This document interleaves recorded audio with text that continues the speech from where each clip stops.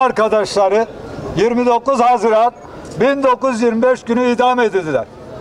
Şeyh Said, Kuzey Kürdistan'daki Ulusal Kurtuluş Hareketi'nin en önemlilerinden birini yönetti. Ona önderlik yaptı. Şeyh Said'in halk içindeki büyük desteği ve ona gösterilen kabul nedeniyle hareket önemli bir yığınsal boyut kazandı. Öyle ki bu hareket onu yöneten liderinin adıyla anıldı. Şeyh Said adıyla özdeşleşti. Tarihin hiçbir döneminde ulusal boyunduruğa boyun eğmeyen Kürt halkı 1925 yılında, yani günümüzden 89 yıl önce ulusal hakları uğrunda sürdürdüğü direniş geleneğine yeni bir halka ekleyerek Kürdistan'daki zulme karşı mücadele başlattı. Kısa sürede yayılan ve halkın büyük desteğini kazanan bu hareket birçok il ve ilçe merkezini ele geçirmiş, ulusal kurtuluş yönünde ciddi ümitler yaratmıştır.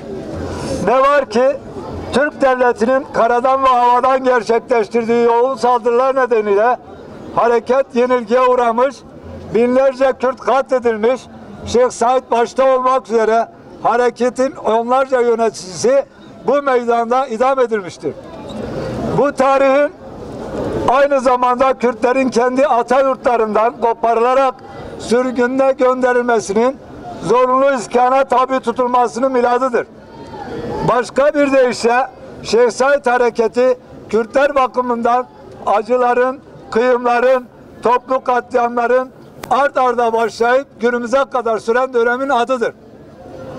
Kürdistan halkı bakımından tarihin yeniden yazıldığı, meşru haklarının elde edilmesi açısından geri dönülmez bir sürece giriyoruz. Artık yeni bir dönem başlıyor. Büyük bir umut ve kararlılıkla bu dönemin ulusumuz açısından özgür bir gelecekte taşlandırılması için yüksek bir iradeyle mücadele ediyoruz.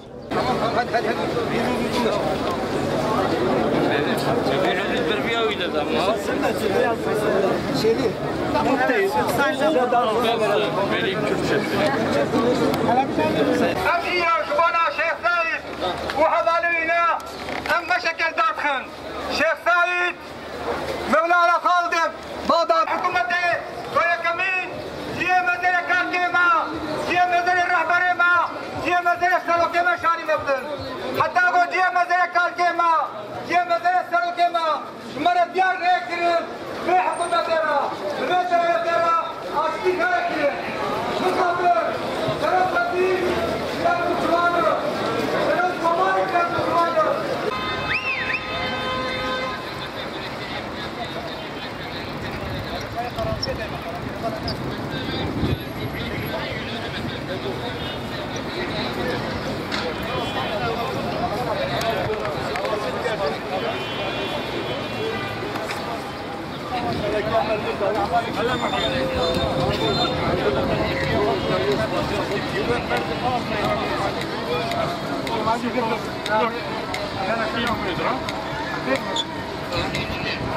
Geli havalan malume vaya Şeyh Said havale vina şu havalina lukara kod bejil seşya mezari vara terbiye ale dena amel eser terba Şeyh Said uçuluşaş havale vina.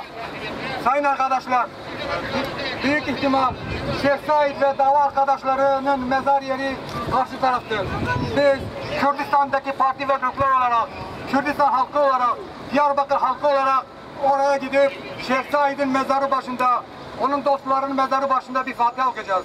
İnşallah gönül ister ki bu hükümet dedelerimizin mezar yerlerini, Şeyh Said'in mezar yerini, Bediüzzaman Said Nursi'nin mezar yerlerini, Seyyid Rıza'nın mezar yerini ve bu şekilde binlerce şehit olan Kürdistanlı arkadaşlarımız mezar yerlerimize gösterir. Yoksa barış olmaz.